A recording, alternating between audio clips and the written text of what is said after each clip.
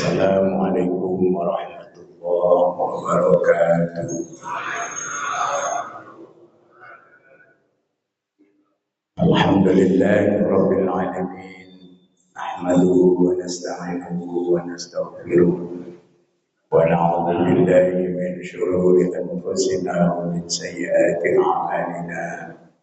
May yahdihillahu fala mudilla lahu wa may yudlil fala hadiya lahu. أشهد أن لا إله إلا الله وحده لا شريك له وأشهد أن محمدا عبده ورسوله لا نبي بعده اللهم صل وسلم وبارك على سيدنا ونبينا وحبيبنا وشفيعنا وذكرنا ومولانا محمد وعلى آله وأصحابه أجمعين. Yang saya muliakan Bapak-bapak pengurus Masjid Paripurna Darul Aman yang dirahmati Allah. Yang saya banggakan Bapak Ibu para jamaah salat maghrib dan salat isya yang dimuliakan Allah. Bersyukur kita kepada Allah Subhanahu wa taala, alhamdulillah kita masih diberikan kesehatan dan kesempatan oleh Allah. Sama-sama kita masih bisa melangkahkan kaki ke masjid, masih bisa berjalan sendiri ke masjid. Karena ada waktunya kita tak bisa lagi berjalan sendiri ke masjid. Mumpung Allah masih memberikan kesempatan untuk bisa datang ke masjid, maka sebaiknya memang datanglah ke masjid. Karena memang Rasulullah Muhammad SAW satu ketika bersabda, "Kunu fid dunya adhiyafa, waj'alu masjidan kal baiti." Jadilah kamu seperti tamu. Kita yang hidup di dunia ini Pak oleh Allah disuruh seperti tamu. Waj'alu masjidan kal baiti. Lalu jadikan masjid ini seperti rumahmu sendiri. Kenapa kita disuruh menjadi seperti tamu? Karena memang nyatanya kita ini tamu, Pak. Tamunya Allah.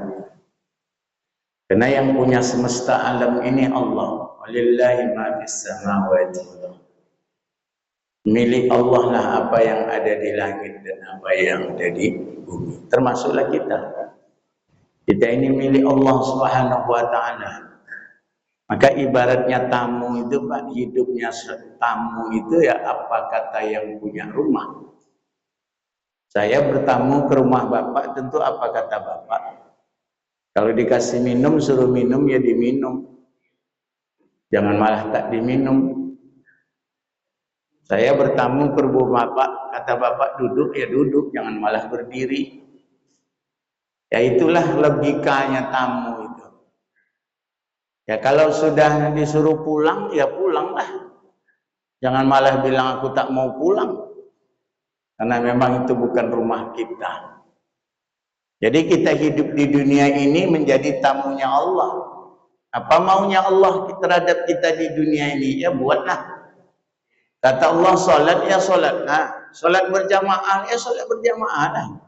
Baca Quran kata Allah ya baca Quran dah. Puasa kata Allah ya puasalah. Kan dia yang punya, apa kata dia lah. Ya kan Pak, sampai masanya kata Allah udah kamu pulang, datang giliranmu pulang, pulanglah. Jangan pulang ngeyel tak mau pulang, karena memang dah waktunya disuruh pulang ya pulang. Ya. Cuma yang kita minta itu Bapak Ibu kalau bisa pulang itu dalam keadaan husnul khotimah. Sedang baca Quran mati, sedang sholat mati, sedang di masjid mati, sedang ceramah mati, sedang dengar ceramah mati. Tapi jangan sekarang. Ya Pak, karena sekarang ini masih enak hidup nih Pak. Nyatanya garam masih asin, gula masih manis. Ya kan Pak? Masih ada rasa kan? Kalau udah tak ada rasa, ya udahlah. Berarti dah dekat tuh. Injury time tuh. Tinggal nunggu waktu fluid aja tuh. Kalau udah garam tak asin, gula tak manis ya Pak. Nah, ayam dah tak enak lagi, nasi tak ada rasa lagi ya, udah tunggulah lagi. Fluid bentar lagi tuh. Jadi kalau masih kayak gini, insya Allah masih lama. masih sempat memperbaiki amal ibadah. Faj'alu masjidan kal baiti, kata Nabi, jadikan masjid ini seperti rumahmu. Pertanyaannya sederhana, Bapak. Rumah kita itu maunya cantik atau tak cantik? Cantik. Maunya kita rumah kita itu bersih tak? Bersih. Maunya kita rumah kita itu punya taman, punya bunga, mau. Ya begitulah masjid itu. Maunya kita ini kalau duduk di rumah rapi-rapi. Ya begitulah kita di masjid itu. Makanya orang yang datang ke masjid itu, Bapak Ibu, ada aturan. Gak bisa langsung duduk aja. Gak boleh. Karena aturannya tak seperti itu. Masuk ke masjid, berdiri, sholat, baru duduk. Aturannya begitu. Tapi kalau dah tak sempat lagi sholat sunnah, langsung aja lah. Sholat jangan duduk. Nah, aturannya memang begitu, Bapak Ibu. Itu aturan di masjid. Nah, terus problemnya ada, Pak Ustadz. Kami masuk setelah sholat asar. Setelah sholat asar itu kan tak boleh lagi sholat. Kata Imam Syafi'i, kamu boleh sholat sunnah, tahiyatul masjid. Kenapa? Karena kamu masuk masjid. Tapi kalau sholat sunnah lain tak boleh. Karena tak ada sebab. Oh, ada orang mati disolatkan setelah asar, ya sholatkanlah. Kenapa? Ada sebab. Karena ada orang mati. Tapi sholat yang tak ada sebab itu tak boleh, kata Imam Syafi'i. Kalau ada sebab, ya boleh. Nah, jadi itu aturan. Itulah aturan masjid itu. Faj'alu masjidan kal baiti. Jadikan masjid seperti rumahmu. Apa maunya kita dengan rumah kita? Ini mohon maaf Bapak Ibu. Bapak Ibu, saya kalau pulang ke rumah itu minta diundang orang atau tidak? Minta dikasih tahu orang apa tidak? Atau minta ditegur Pak RT, Pak Ustadz pulanglah ke rumah, kan itu rumah Pak Ustadz. Memang begitu kan? Enggak Pak, itu rumah kita. Sampai waktunya pulang, ya pulanglah, karena itu rumah kita. Sama dengan masjid. Karena masjid di rumah kita, ketika disuruh datang ke masjid, apa yang mesti disuruh? Kan rumah kita. Datang waktunya sholat, ya datang aja lah, namanya juga rumah kita. Masa harus dikasih tahu? Logikanya kan begitu Pak. Terus di masjid ada acara, acaranya Maulid Nabi, perlu nggak diundang? Kan nggak perlu, acaranya di rumah kita. Yang punya acara kita, yang pesta di rumah walimah kita, terus kita diundang untuk datang ke rumah kita sendiri. Kan nggak mungkin. Makanya masjid ini kata Nabi, faj'alu masjidan kal baiti. Justru mestinya malu orang yang dapat undangan dari pengurus masjid untuk dia datang ke masjid. Seolah-olah dia tak tahu jalan untuk datang ke masjid. Bapak Ibu yang dimuliakan Allah SWT, itu mukaddimahnya. Ceramah saya sebenarnya tak ingin itu. Tadi saya ingin kaji sambungan kita bulan lalu itu tentang sholat Jumat kan. Rupanya saya tengok kacamata tak terbawa. Pak ya, saya nak baca kitab dong. Nak baca buku tu, tulisannya kecil-kecil, tidak bisa. Jadi saya malam ini ceramah umum aja lah, motivasi ya Bapak Ibu yang dimuliakan Allah. Karena memang tadi agak buru-buru, sampai di jalan macet, semacet-macetnya. Keluarnya dari rumah, gang rumah, masuk Garuda Sakti, sampai ke depan Babu Salam. Tak bergerak. Jam 6 kurang 20 saya dah berangkat dari rumah. Sampai sini dah solat dah. Untung tak masbuk. Bayangkanlah macetnya Pak, Panam tu, Masya Allah. Kata kita pikir orang Pekanbaru miskin juga kata kita Pak. Rupanya kaya semuanya. Tiap rumah punya mobil, tiap rumah punya sepeda motor. Sepeda motor tak boleh cukup satu ya Pak, minimal 2. Akhirnya itulah akibatnya, jalan itulah jadi sempit. Bapak Ibu yang dimuliakan Allah, saya ingin sampaikan pesan seorang ulama, An Yahya bin Mu'az Ar-Razi, dalam kitab, dalam buku, kalau kitab itu besar kali, di dalam buku Nasaihul Ibad yang ditulis oleh Syekh Imam An-Nawawi Al-Bantani. Syekh Imam An-Nawawi Al-Bantani itu Pak, ulama Indonesia yang pernah menjadi imam di Makkah Al-Mukarramah. Dia orang Banten, pernah jadi imam di sana. Jadi orang Indonesia ini Pak banyak yang pernah jadi imam di di Makkah itu. Kalau di Sumatera Barat itu Pak, itu ada Syekh Khatib Al-Minangkabawi.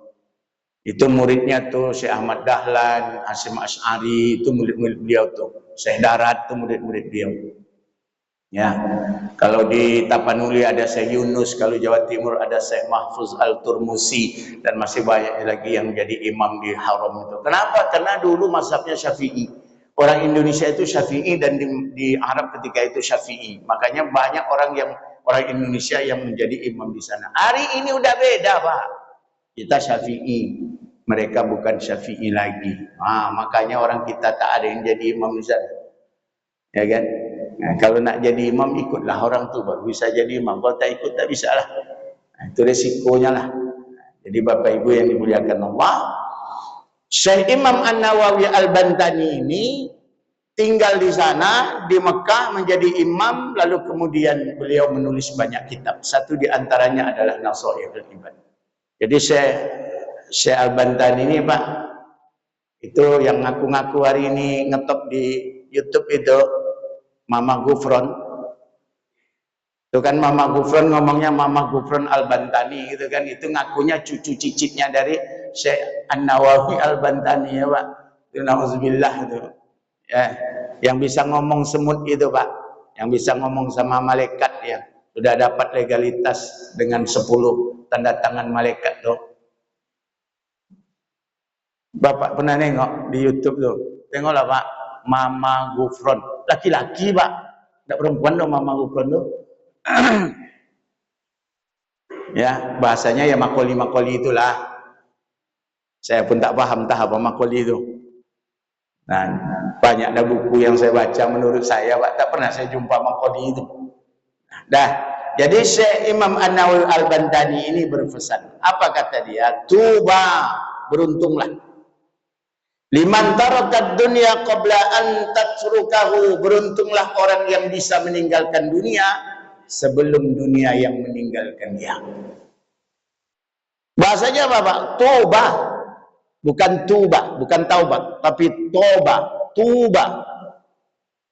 Makanya orang kalau melepas orang mati itu Pak, itu ada tuba lahu.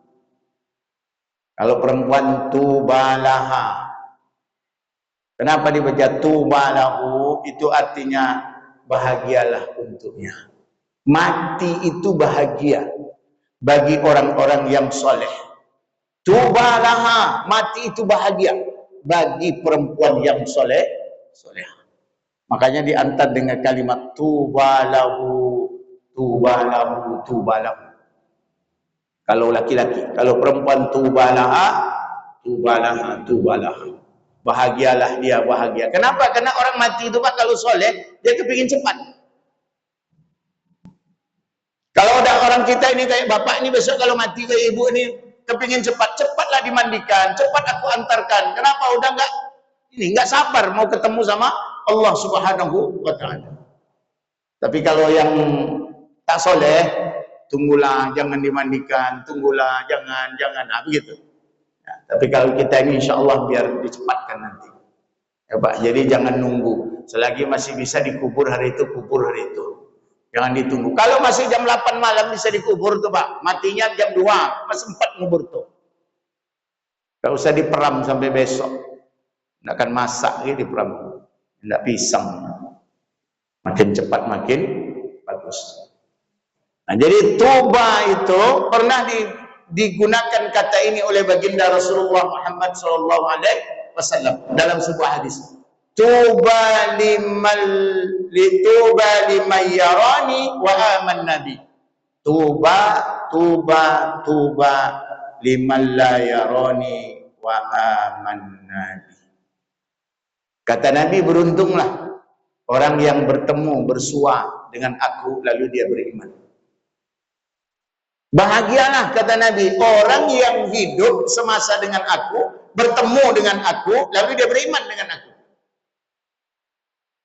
Tapi Nabi ngulangnya 3 kali Pak. Tuba. Dalam hadis lain 7 kali. Beruntunglah. Bahagialah. Siapa yang bahagia itu? Liman la yarani wa aman nabi. Orang yang tak pernah jumpa dia dengan aku, tapi dia beriman dengan aku. 3 kali lebih beruntung. Artinya apa? Orang yang beriman dengan Rasulullah, mengimani apa yang dibawa oleh Rasulullah, sementara dia tidak pernah berjumpa sama Rasulullah, jauh lebih baik daripada orang yang bertemu dengan Rasulullah, sekalipun dia beriman dengan Rasulullah. Kalau begitu, bapak-bapak, ibu-ibu termasuk orang yang lebih beruntung daripada orang-orang yang hidup zaman dulu. Apa sebab? Karena kita tak pernah jumpa Pak sama Nabi. Jangankan jumpa fisik, jumpa dalam mimpi aja nggak pernah. Pernah Bapak ketemu sama Nabi dalam mimpi? Belum kan, Ibu? Belum. Kita yang sudah sampai ke Mekah, ke Madinah saja, mau ziarah ke makam Rasulullah, tak boleh. Diusir. Banyak polisi yang berdiri tepi dia, Pak. Roh. Apa dia? Roh. Pergilah. Menyingkir. Bid'ah. Kan gitu bahasanya, Pak. Jadi dekat sama kuburannya dibilang bid'ah. Macam mana kita mau nengok? Ngintip pun tak bisa. Tapi kata Nabi, tuba liman la yarani wa aman. Nabi, beruntunglah orang yang tak pernah bertemu lalu kemudian beriman dengan aku. Nah, jadi bahasa tuba ini dipakai di dalam kalimat ini. Tuba liman taraka dunya qabla an tatrukahu. Beruntunglah orang yang bisa meninggalkan dunianya sebelum dunia itu yang meninggalkan dia. Artinya apa? Dunia ini kan sementara, Pak. Dunia ini enggak dibawa. Dunia ini akan pasti kita tinggalkan. Suka tidak suka, dunia ini pasti kita tinggalkan. Dan rasanya Bapak Ibu tak mungkin rasanya dunia yang duluan meninggalkan kita. Yang pasti adalah kita yang akan meninggalkan dunia ini. Maka semua apa yang kita cari hari ini, semuanya akan kita tinggalkan. Tak ada yang kita bawa.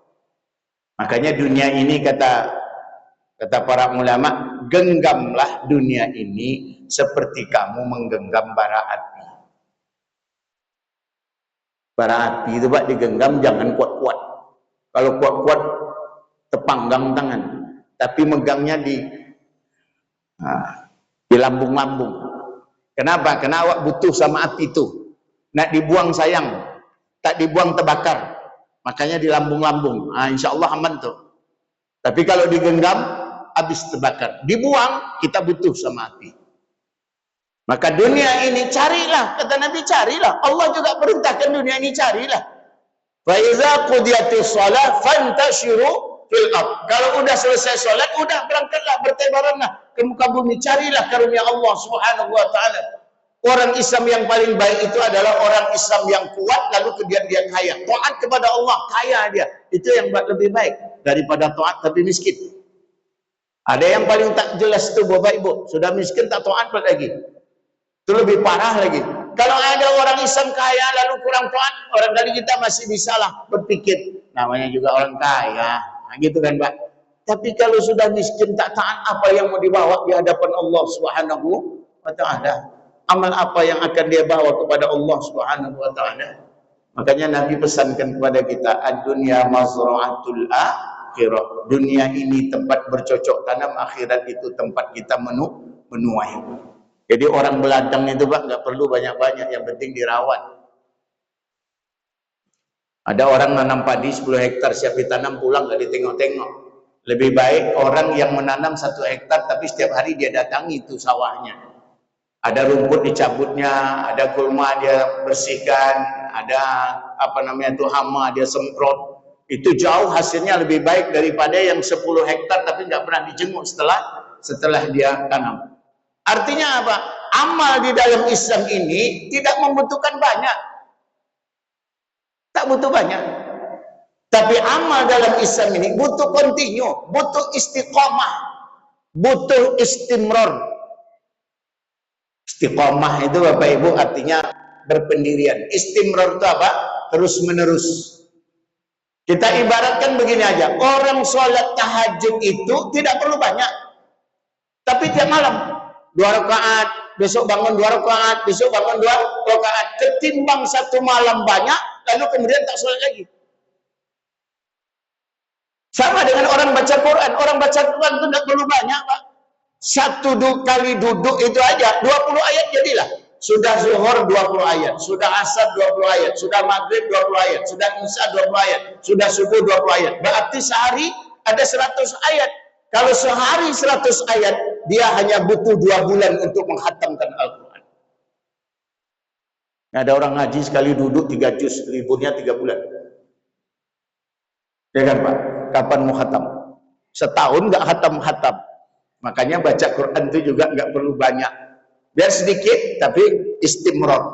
Continue. Terus aja dibaca.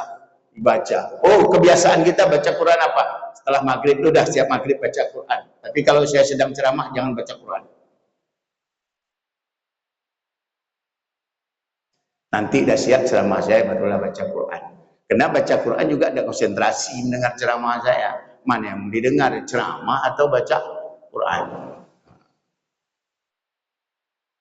Nah, jadi Bapak Ibu yang dimuliakan Allah, itu problem kita ibadah. Sedekah kan gitu juga, Pak. Sedekah itu yang diperintahkan oleh Allah, oleh baginda Rasul, bukan berapa banyaknya, bukan berapa besarnya, tapi berapa bisanya. Sedekah itu enggak besar yang dituntut. Alladzina yunfiquna fis sarai wad dharra. Orang yang bertakwa itu adalah orang yang mau menginfakkan hartanya fisara wa dharra, pada saat dia lapang dan pada saat dia sempit. Artinya apa? Ketika lapang sedekahlah yang banyak, ketika sedikit sempit ya sedikitlah sedekahnya. Bapak baru jual tanah harganya 5 miliar.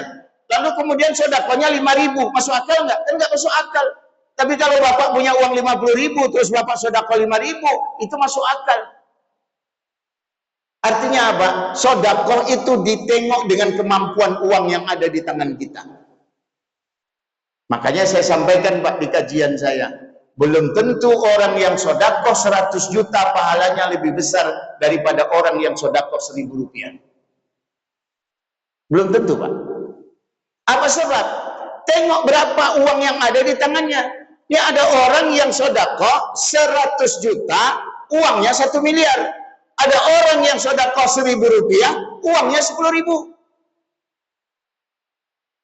Menurut Bapak Ibu logikanya mana pahala yang besar? Yang 1.000 kan?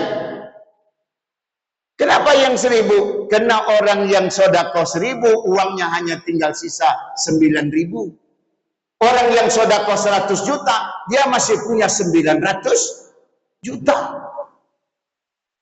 Orang yang 900 juta, jangankan makan, mobil aja bisa dibeli, rumah aja bisa dibuat.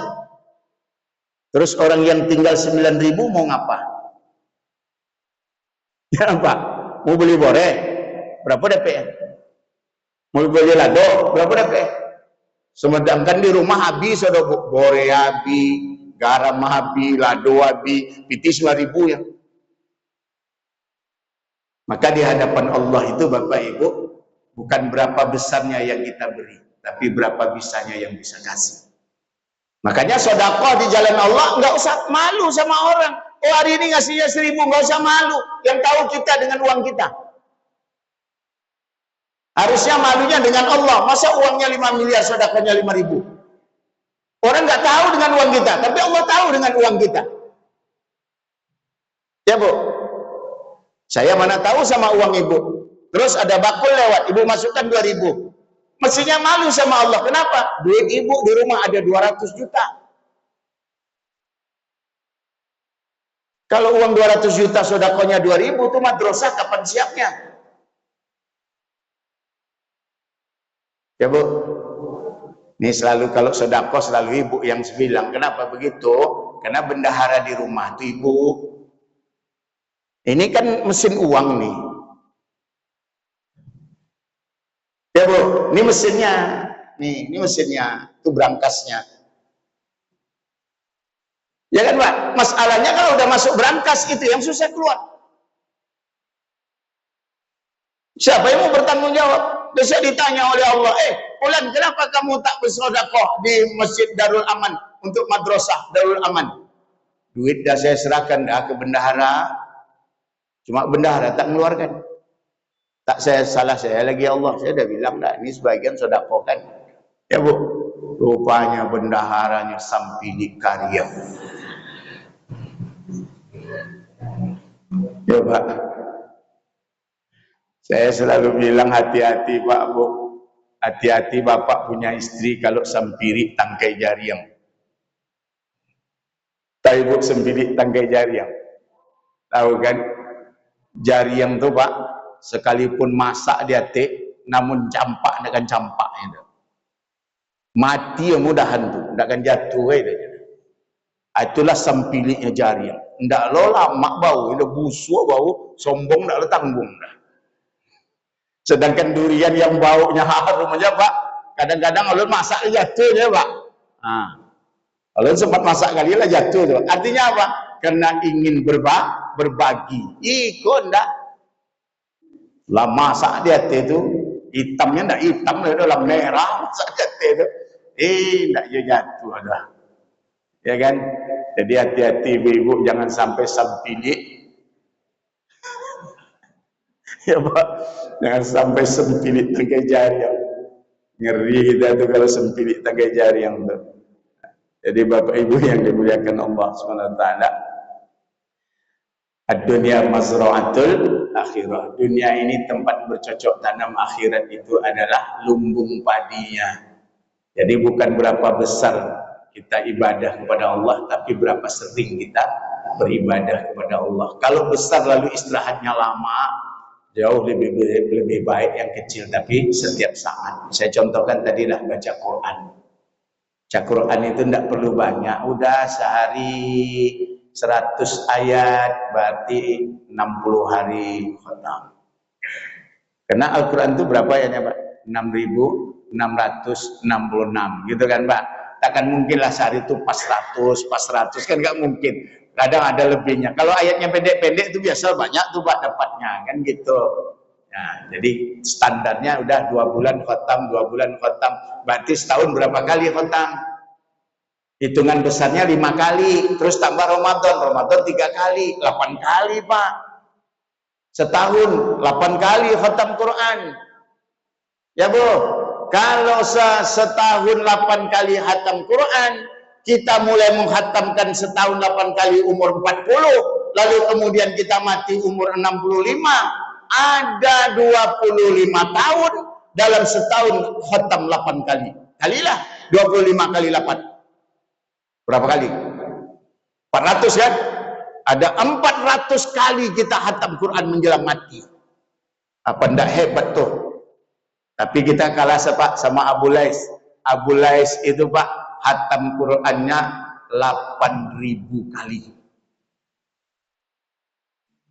8.000 Pak, Syekh Abu Lais itu. Saya nggak tahu bagaimana cara baca Al-Qurannya. Makanya ada di riwayat Imam Syafi'i itu ketika beliau berjalan dari Mekah ke Madinah pada umur 11 atau diperkirakan 13 tahun, mau berguru kepada Imam Malik di Madinah, dia membaca Quran dalam 1 hari 1 malam dalam perjalanan, dia bisa khatam 4 kali. Imam Syafi'i Pak, sehari bisa 4 kali. Kenapa? Karena memang baca Qurannya ada kayak kita ngomong aja Pak, kayak kita ngomong sekarang nih. Tidak mikir-mikir lagi. Tentu ya cepat khotamnya Pak. Kalau awak ngaji menghabiskan 1 halaman itu aja lama. Kenapa? Karena lama lo mikirnya. Nak mengeluarkan huruf itu lama lo mikirnya. Itu lama ya selesai ya. Jadi Bapak Ibu, hidup di dunia ini kun fid dunya ka'annaka gharibun. Jadilah kamu orang yang hidup di dunia ini seperti orang asing, aw'abiri sabilin, atau orang yang dalam perjalanan. Wa'ud, lalu persiapkan. Wa'udda nafsaka min ahlil kubur, lalu persiapkan hidupmu untuk menjadi penduduk kubur. Jadi kita ini Bapak Ibu takkan kemana? Takkan kemana, ujungnya itulah dia ke sebelah sana tuh. Ya, makanya irtahalatid dunya mudbirah wartahalatil akhirah muqbilah. Kalau kamu cinta kepada dunia, dunia pasti berlalu. Wartahalatil akhirah muqbilah. Kalau kamu cinta sama akhirat, akhirat ada di depanmu. Lalu walikulli wahidin minhuma banun. Dunia ini punya punya anggota, dunia ini punya pengikut, akhirat juga punya pengikut. Lalu kata Nabi, fakunu min abna'il akhirah wala takunu min abna'id dunya. Jadilah kamu budak-budak akhirat, kamu jangan jadi budak-budak dunia. Fa innal yaum, hari ini kata Nabi, fa innal yauma, sesungguhnya hari ini, amalun wala hisabun, hari ini hari beramal dan tidak ada perhitungan. Tapi besok wawadan hisabun wala amalun. Setelah kita mati, hari itu adalah hari perhitungan dan tak ada tambahan amal. Jadi kalau nak menambah sekarang lah, mumpung masih diberi waktu oleh Allah Subhanahu wa taala. Yang kedua kata Imam Yahya bin Mu'az Ar-Razi, wa bana qabrahu qabla ayyadkhulahu. Bangunlah, siapkanlah kuburan sebelum kita masuk ke dalam kuburan itu. Menyiapkan kuburan itu, Pak, bukan menempah lahan. Ini ada pula orang mungkin baca kalimat ini, di tempahnya lahan tuh. Ini untuk saya ya, sekian. Untuk saya sekian. Karena saya pernah pergi, Pak, ke sebuah pemakaman yang di situ tuh, Pak, ada dicor tapak sekitar 4 kali 2,5. Di sini ada 5 kali 2,5 gitu. Itu dicor, Pak, kayak lantai dari semen. Saya baru sekali itu, Pak, pergi ke pemakaman itu. Terus saya tanya dengan yang kenal, Pak, ini dulu apa bekas rumah? Kok banyak kali tapak-tapak ini semen yang dicor? Enggak, Pak Ustaz. Terus ini udah pesanan orang. Hah? Pesanan orang? Iya, Pak Ustaz. Ini pesanan. Ini kalau segini ini berarti 3 nih. Mungkin dia 1, istri 1, anak 1, atau dia 1, istri 2. Untuk 3 nih. Iya, Pak. Di sini untuk berempat. Iya, Bang. Itu ada satu pemakaman. Tidak usah saya sebut pemakamannya. Ya kan? Nah, ada seperti itu. Saya tanya, untuk Bapak mana? Untuk saya tuh. Rupanya untuk dia lebar lagi daripada yang lain. Lebar, Pak. Untuk saya, untuk istri, untuk anak 2, anak 3. Terus saya tanya, untuk cucu mana? Berarti untuk cucu tak dipersiapkan. Perkiraannya cucu matinya tak di situ. Seolah-olah kita mempersiapkan tempat kubur kita, kita yakin bahwa matinya di situ, di kampung tuh. Padahal belum tentu matinya di situ. Jangan-jangan sedang pergi umrah sampai sana mati, tak mungkin dibawa kemari. Kan tak ada orang yang boleh dibawa kemari, dibawa pulang lagi kan. Kalau orang umrah, orang haji kan tak mungkin. Kalau pergi berjemur ke Bali mungkin bisa dibawa. Ya, Pak. Tapi kalau udah seperti itu, mana pula bisa. Orang umrah, orang haji mana pula ada. Dan kita masih punya kesempatan untuk melakukan ibadah itu. Artinya begini. Jadi soal kuburan tuh ndak usah ditempah lagi. Apa sebab? Ya kok disiko mati. Kalau ndak disiko awak mati tu siapa usah akan tampes tu. Sebelah bini awak tu orang lain sebelahnya. Ndak ibu tu. Yang perlu disiapkan wadana qabla ayadkhulahu itu amal al-kais. Kata Nabi, orang yang paling cerdas itu mandana nafsahu wa amila lima ba'dal maut. Orang yang cerdas itu mereka yang mempersiapkan dirinya untuk bekal mati. Tapi ada orang yang ajiz, orang yang paling lemah, orang yang paling bodoh. Siapa mereka? Orang yang mengikuti hawa nafsunya. Dah tahulah hidup ini terbatas, lalu kemudian tak dimanfaat hidup yang terbatas. Sementara hidup yang terbatas ini menentukan masa yang selama-lamanya. Bapak, saya ada cerita. Namanya Su'bad. Su'ban itu sahabat Nabi. Su'ban itu Pak, kalau sholat itu di tepi sebelah situ. Tepi sebelah kanan itu tempat Su'ban. Pokoknya asal sholat di situlah, sehingga sahabat lain tak mau ngambil tempat tuh, karena itu tahu dia itu tempat Su'ban. Satu ketika subuh, Su'ban tak ada. Nabi bertanya sama sahabat, kemana Su'ban? Jawab sahabat, tidak ada yang tahu kami ya Rasul. Apa kata Nabi? Kita tunggu Su'ban sebentar. Jadi tunggu Pak, tak juga datang. Tanya lagi, tahu tak siapa yang kemana Su'ban pergi? Gak ada yang tahu ya Rasul. Ya udah kita sholat. Selesai sholat subuh, ditengok lagi oleh Nabi, Su'ban tak ada. Terus Nabi tanya, siapa yang tahu rumah Su'ban? Saya Rasulullah. Kata sahabat, kata Rasul, sekarang kita pergi ke sana. Pergi Rasul dengan sahabat ke rumah Su'ban. Siap subuh berangkat sampai sana. Waktu sholat duha afdol. Berarti kira-kira jam 8:30. Jalan kaki Pak. Berapa jarak rumah Su'ban dari masjid ke rumah Su'ban itu? Nabi siap sholat subuh berangkat sampai waktu duha afdol. Berarti kira-kira jam 8:30. Nabi baru nyampe ke rumahnya. Setiap hari Su'ban nggak pernah tidak sholat berjamaah. Begitu jarak jauhnya rumah Su'ban Pak, dia tetap datang ke masjid. Kok awak rumah dokek dari masjid? Kenapa itu tak terjadi? Karena kita bukan Su'ban. Ya Pak, kita bukan Su'ban, kita Badu. Ya Pak, makanya jadinya seperti itu. Ya. Terus Rasulullah sampai di rumah baca salam, Assalamualaikum, Waalaikumsalam. Keluar perempuan setengah bayan. Ditanya, ini rumah Su'ban? Iya, ini rumah Su'ban ya Rasulullah. Istrinya kenapa itu Rasulullah? Masuk ya Rasulullah. Masuklah Rasul dengan sahabat. Lalu apa kata Rasulullah? Su'ban mana? Su'ban tadi malam sudah dikubur ya Rasulullah. Kapan Su'ban tak ke masjid? Setelah Su'ban mati. Kalau orang kita kapan ke masjid?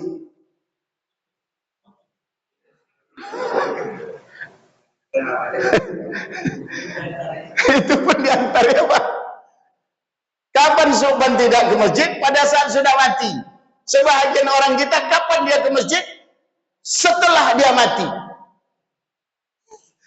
Itu datang sekali nak dimukul, lo tahu banyak Pak. Masya Allah. Ya kan? Terus apa kata istri Su'ban? Ya Rasulullah, aku mau bertanya. Karena Su'ban itu ketika mau mati, dia mengucapkan 3 kata. Yang aku tak paham. Apa kata Rasulullah yang dikatakan oleh Su'ban? Kenapa tidak semuanya? Kenapa tidak semuanya? Terus, kenapa tidak yang baru? Kenapa tidak yang baru? Terus, kenapa tidak lebih jauh? Kenapa tidak lebih jauh? Itulah Pak kata ketika Su'ban mau sakaratul maut tuh. Istrinya tak paham. Apa kata Rasulullah? Sahabat sekalian dengarkan. Apa yang diucapkan oleh Su'ban. Kenapa tidak semuanya? Pada saat satu pagi Su'ban lagi sedang mau sarapan, datang fakir miskin lewat di depan rumahnya. Fakir miskin minta, ya saudaraku, ada tidak sesuatu yang bisa kau bagi denganku? Lalu kemudian kata Su'ban, datang kemari, aku lagi mau sarapan, sebatang roti Pak dipenggal 2, lalu ada segelas susu, yuk kita sarapan, kita makan roti berdua. Di sana ketika Su'ban sakaratul maut, oleh Allah ditunjukkan semua makanan yang ada di dalam surga. Cuma apa kata malaikat itu? Ini tidak semuanya untukmu. Kenapa begitu? Karena kamu tidak memberikan semuanya. Hanya roti Pak, dikasih separuh, dia dapat tidak semuanya di dalam surga. Jadi ibu kalau nak dapat nikmat surga yang semuanya, kasihkan semua duit ibu untuk madrasah. Kalau tidak tak dapat semuanya. Nah Bu, ini asli ceritanya, tidak karangan saya nih. Lalu kemudian, kenapa tidak yang baru? Kenapa tidak yang baru? Rupanya Pak, waktu dia berangkat subuh-subuh, ada orang yang hampir mati di pinggir jalan kena kedinginan. Sokban itu Pak, karena rumahnya jauh dari masjid, kalau pakai baju 3 lapis. Yang paling luar baju yang paling buruk, terus yang di tengahnya agak baru, terus yang paling dalam paling baru. Kenapa? Dikhawatirkan kalau dalam perjalanan kotor, dia masih punya beberapa lapis. Ada orang yang sakarat itu, dibukanya baju yang buruk. Diselimutkannya, dibopong sampai ke masjid. Sampai di masjid hidup orang tuh, tak jadi mati. Ditunjukkan oleh malaikat semua pakaian yang ada di surga itu. Tapi sebahagian pakaiannya banyak yang tidak baru. Kenapa kok banyak pakaianku tidak baru? Apa kata malaikat? Karena engkau ngasihkan kemarin tidak yang baru. Makanya ibu kalau ngasih jangan siso. Kok besiso piti baru diagi ke musaji. Kok ndak besiso ndak diagi ke musaji. Jangan. Ya Bu, siapkan khusus untuk masjid, siapkan khusus untuk sekolah madrasah. Lalu yang ketiga, kenapa tidak lebih jauh? Rupanya Pak, oleh malaikat itu ditunjukkan, andai kata rumahmu makin jauh dengan masjid, maka surgamu makin dekat dengan kamu. Kalau rumahmu dekat dengan masjid, surgamu agak jauh dari kamu.